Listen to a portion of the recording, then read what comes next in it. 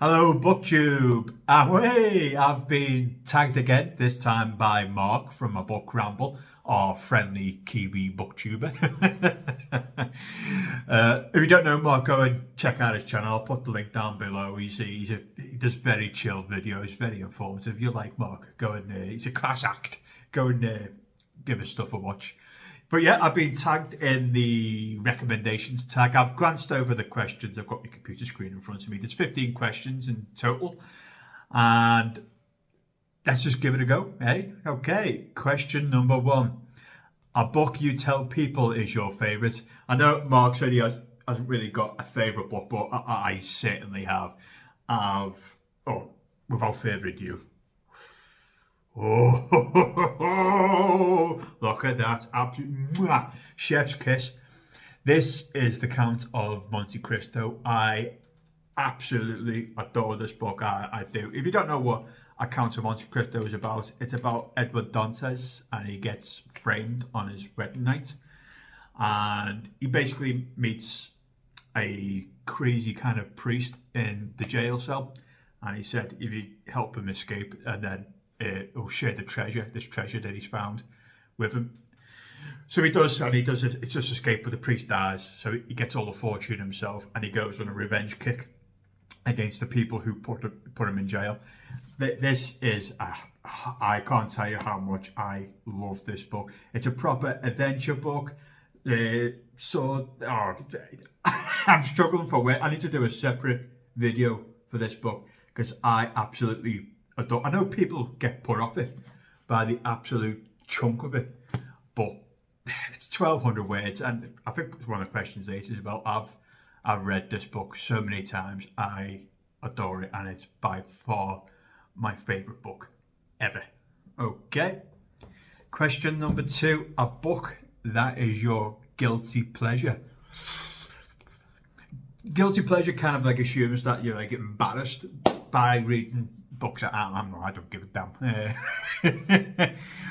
But guilty pleasures, any Star Wars, Star Trek book, I read a lot of them. That's probably the closest you're going to get with me.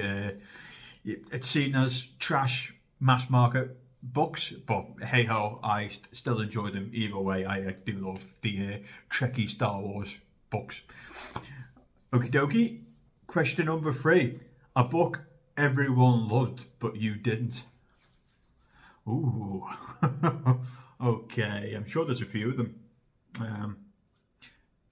Perfect example, the Harry Potter series. I know it's cool now to rag on the Harry Potter series, but I didn't really get much of them. In fact, how many did I actually read until I just give up on the series? So is it the Philosopher's Stone, whatever that one is, Prisoner of Azkaban, is it the Goblet? It's book 5. At book 5, I was like, check please, and I finished the series. I couldn't be bothered with it. I am not a Harry Potter fan in the slightest. I think it's completely overhyped. If you want your young adult fantasy, YA fantasy, whatever it's called, try the Abhorsen trilogy. But I think there's more books now. But just the original Abhorsen trilogy by Garth Nix. They are YA fantasy done right. It is great. Okie dokie. What's the next one? Question number 4. A book you read the fastest. Well, it'll be the skinniest book, surely. I've read Letters from a Birmingham Jail, which is it's only about 40 pages, but that's a bit of a cheat answer there, isn't it? I'm trying to think of an actual book. A recent buddy read of my brother, my sister, the serial killer. Even though I didn't really enjoy the book, I thought it was too surface level for me and wasn't very gory or very comical. Sorry about that, that might be a little bit of a jump cut there, somebody was just knocking on my door. So I think I was talking about My Sister the Serial Killer. Yeah, it's very surface level. Didn't really enjoy it that much. It wasn't that gory, it wasn't that funny, it was just a complete letdown. But for the sake of it, it's a really quick read, fantastically quick read. Okay, question number 5. A book that deserves more hype. Ooh. I think I'm going to cheat here because I haven't got a specific example. So I'm going to just say the whole of non-fiction.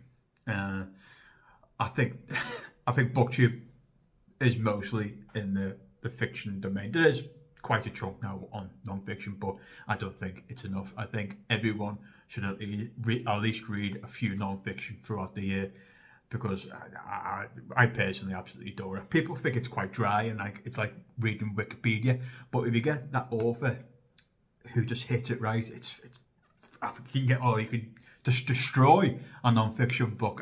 I've got loads of history and loads of military history, and any military history as well, any of the World Wars, the Vietnam War, Napoleonic Wars. I've got a lot. Crusades. I've got loads of book about war. Okie dokie. Question number 6. A book that is becoming a movie or a TV show. Oh. That's a recommendation tag in it. So, see, I've been jaded now. I'm too jaded. I've been stung by the Rings of Power. I didn't enjoy that. The Wheel of Time, didn't enjoy that. A more recent one, Mickey 17, came out in the flicks this year. And I thought it's based on Mickey 7, the book, and I absolutely hated it. Robert Pattinson, the guy who's playing, Mickey 17, he does a fantastic job, but the film it's a bore. It is. The pace is completely disjointed. I was just remember just being at an hour in going, it's only an hour. Oh, here we go. Boom. Slow Horses. Slow Horses is on Apple TV, I believe, and it's based on the Slough House books. And it is. Slow Horses is a fantastic TV series. You need to watch it. It's basically about a bunch of MI5 F-ups, and they get put in Slough House. That is the boss is Gary Oldman. And Gary Oldman steals his show. Oh, you need to watch it. It's fantastic. And it's based on the book Slough House. So here we go. Got the question. A book you have reread the most.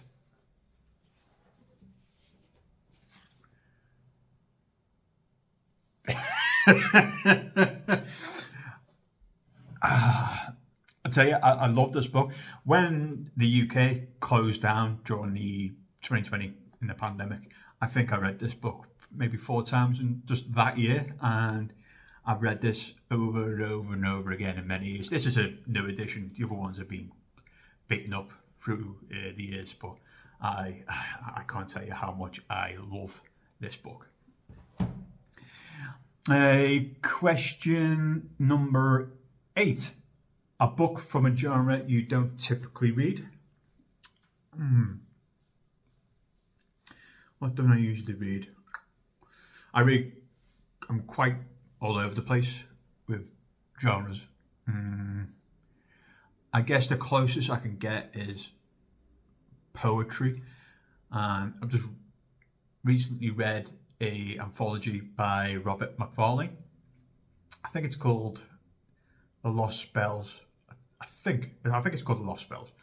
And Robert McFarlane, he's a nature writer. He's very poetical. He likes to wax lyrical in his books, and he's wrote books about nature, about walking through the British Isles. It's very calm, very chilled kind of books, and his poetry anthology is just the same as well. And it's got, I can't remember who the illustrator is, but it's illustrated throughout as well.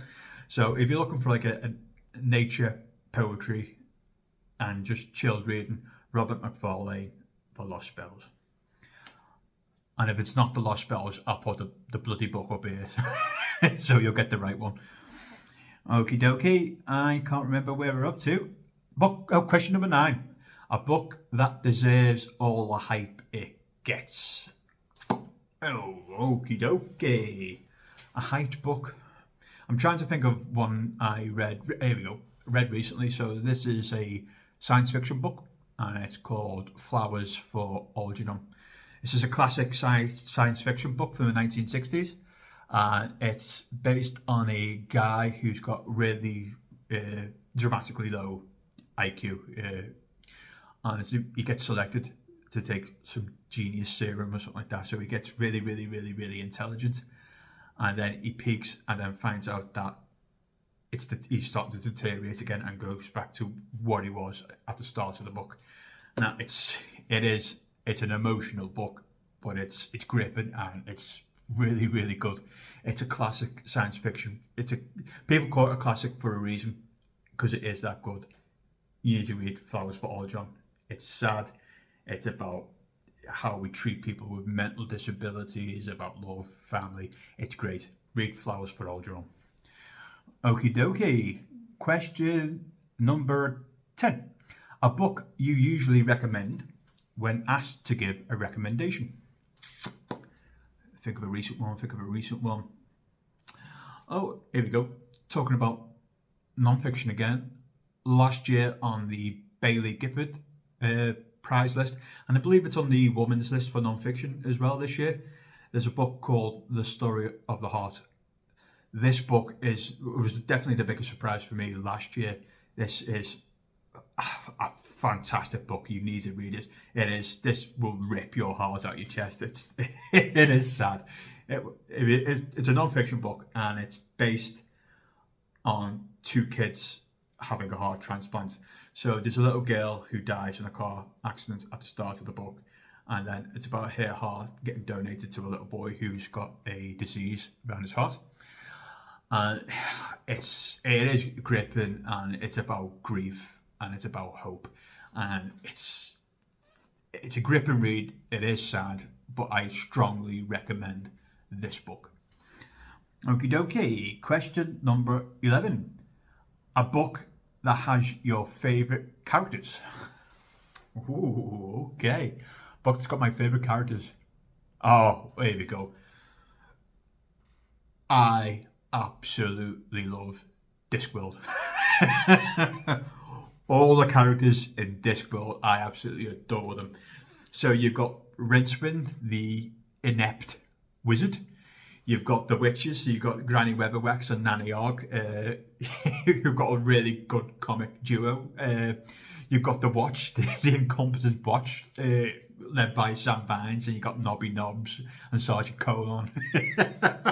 And you've got Moist von Lipvig, he was a con man, and he took over the post office, and then you've got the Death in it.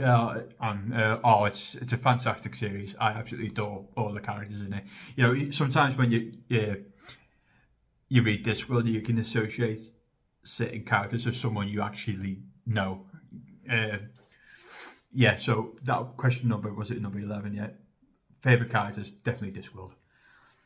Question number 20. Oh, number 20. Number 12. A book you wish you could live in. I assume that most people will be saying some sort of fantasy or science fiction. Really? Really? Would you live in Middle Earth during the third age? No! Absolutely not. Oh, it would be horrendous. Getting called up to defend Minas Tirith against the Orc army? No way. Absolutely no. Or saying, I'd love to go back and live in, some sort of Pride and Prejudice Victorian era. Like, really? No internet? 19th century healthcare? No, absolutely no way. No. Oh, maybe Star Trek. And Star Trek is definitely the closest I'm going to come up with, because Star Trek is about hope. It's what humanity could be in the future. Forget all the fights with the Klingons and the Kardashians. This is the pinnacle of humanity in 400 years time. Exploring space, and there's no need for money anymore. There's no worries here on Earth. So Star Trek, it's going to be the close one. It's going to be the closest one. Okie dokie. Question number 13. A book you thought you would hate but ended up loving.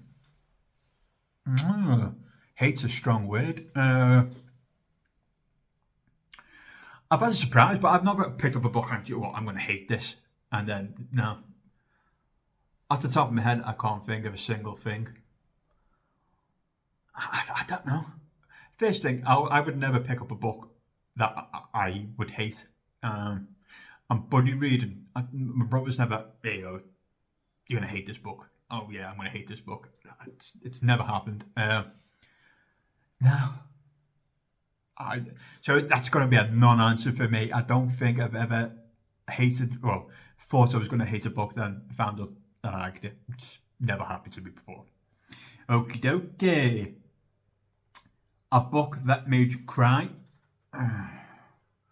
I've never cried at a book. I've never cried at a book. I've cried at a film. I remember sobbing my heart off when I was a kid from the Never-Ending Story. Do you know when the horse sinks? What's the horse's name? When it sinks in the mud and the kid's trying to pull it out. And no, not animal deaths. No. But books. No, don't get me wrong. I've read sad books. Story of the Heart that I've just mentioned. And Monster Calls, it's a graphic novel. That's sad. It's about how a child deals with his mum dying of cancer. But other than that, no, sorry, I've never cried at a book. Okie dokie. And the very last question, question 15. A book you wish you could read for the very first time.